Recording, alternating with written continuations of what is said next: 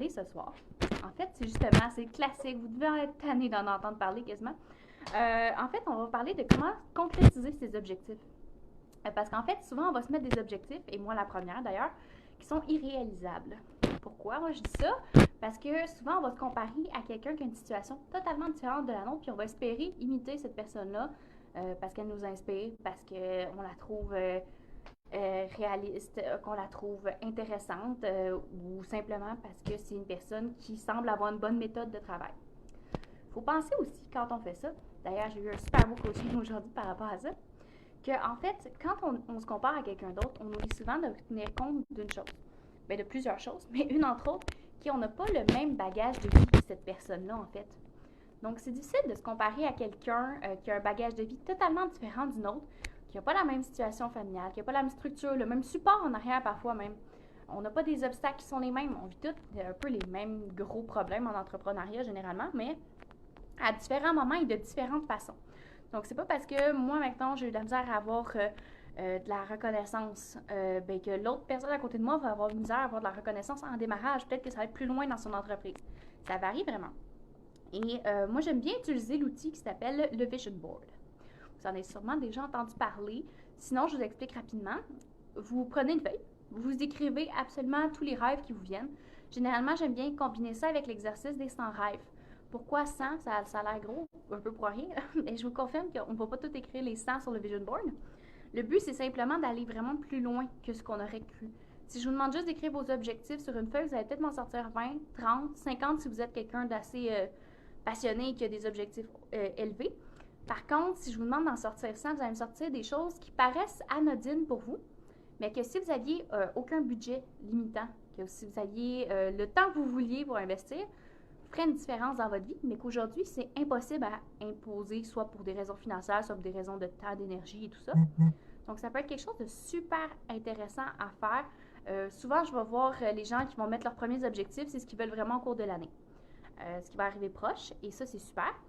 Par après, on va souvent mettre les objectifs à long terme, puis on va finir avec les objectifs, justement, comme je parlais, que ce soit une femme de ménage, que ce soit un cuisinier à domicile, que ce soit un traiteur qui nous livre nos repas préfaits et on a juste à mettre ça au micro-ondes avec la famille. Alors, oui, ça existe déjà ailleurs, mais en tout cas. Donc, en fait, c'est simplement ça. C'est d'écrire vos 100 rêves sur une feuille. Puis, je l'ai fait de l'exercice moi aussi, dernièrement, pendant mes vacances du temps des fêtes. Et je vous garantis que c'est pas facile au début. Alors, vous écrivez. Après 30, vous avez l'impression que vous avez vidé votre cerveau. Mais continuez. Vraiment, là, pensez à tout ce que vous pourriez enlever qui est lourd dans votre vie. C'est vraiment ça l'objectif, c'est de noter qu'est-ce qui est lourd dans votre vie et de le garder, cette liste-là. C'est pas parce qu'on va toutes les mettre sur le Vision Board, c'est pas parce qu'on va toutes les réaliser cette année, mais en fait, ça vide votre esprit puis ça vous fait réaliser qu'est-ce qui est difficile pour vous dans votre vie sans que vous en rendiez compte parfois parce que c'est quelque chose d'anodin. Personnellement, si vous me demandez de faire la vaisselle, vous n'allez pas me trouver drôle. Chez nous, c'est vraiment mon pire défaut. Une chance que j'ai un chum qui est vraiment fin, qui fait la vaisselle. Et en fait, c'est ça mon plus gros défaut chez nous. Fait que moi, si vous me dites, demain matin, j'ai une femme de ménage qui vient tous les jours faire ma vaisselle, ça peut paraître ridicule comme objectif, mais pour moi, ça fait une différence dans ma vie. Ça enlève un poids énorme sur mes épaules juste pour ma pression psychologique.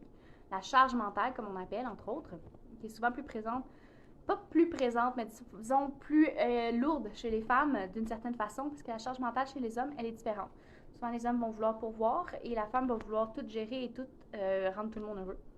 On est simplement fait comme ça et continué comme ça par notre société. Je n'en serai pas un débat là-dessus ce soir. Alors, pour finir, ce que je vous disais avec le Vision Board, allez, Goofy. Alors, vous allez simplement...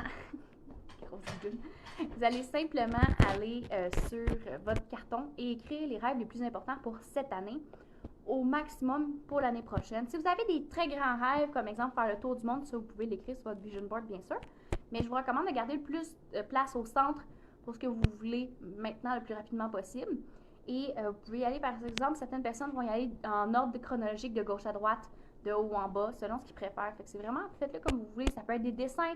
Une année, j'ai découpé des magazines. Une autre année, j'ai fait imprimer des phrases simplement à l'ordinateur pour les découper. D'autres années, je fais des dessins. Ça varie vraiment d'une année à l'autre comment je me sens. Généralement, moi, je le mets à jour aux 3 à 6 mois.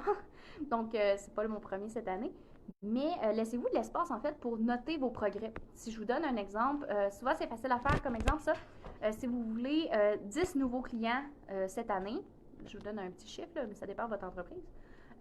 Alors à ce moment-là, vous pouvez vous mettre un collant, vous pouvez cocher une case, vous pouvez colorier un dessin à chaque fois que vous avez un nouveau client. Ça va vous aider à noter votre progression.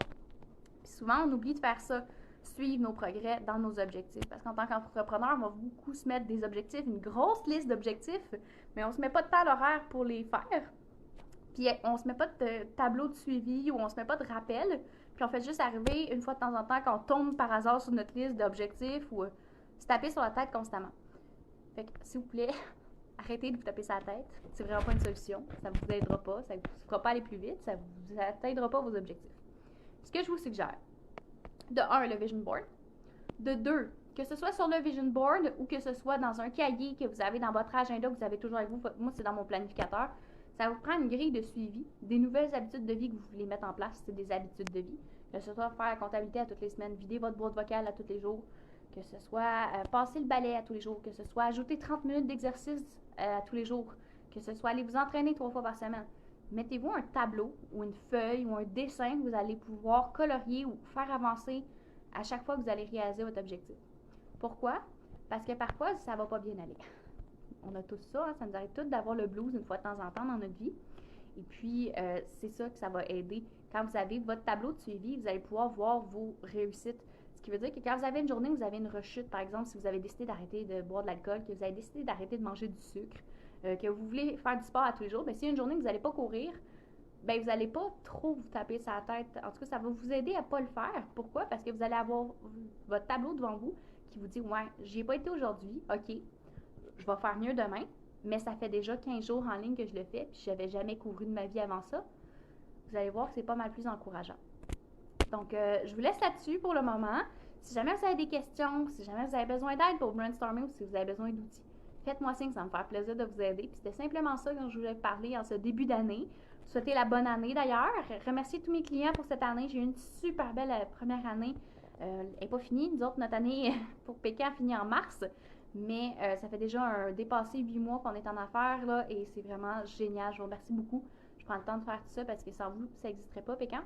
Je prends le temps de remercier la gang de RGE que je m'en vais rejoindre dans pas long parce que ce soir, c'est mon Zoom hebdomadaire. D'ailleurs, si vous voulez venir nous voir, vous pouvez toujours vous inscrire. Vous avez le temps sur le site web de RGE, www.groupe-rge.ca. Ça va nous faire plaisir de vous recevoir comme visiteur et vous allez pouvoir vous faire connaître en fait simplement. Alors, vous avez juste à vous présenter, rien à préparer. Vous faites juste amener votre bonne humeur. Alors, merci beaucoup, vraiment. Puis je vous souhaite une très bonne année. Puis on se revoit très bientôt.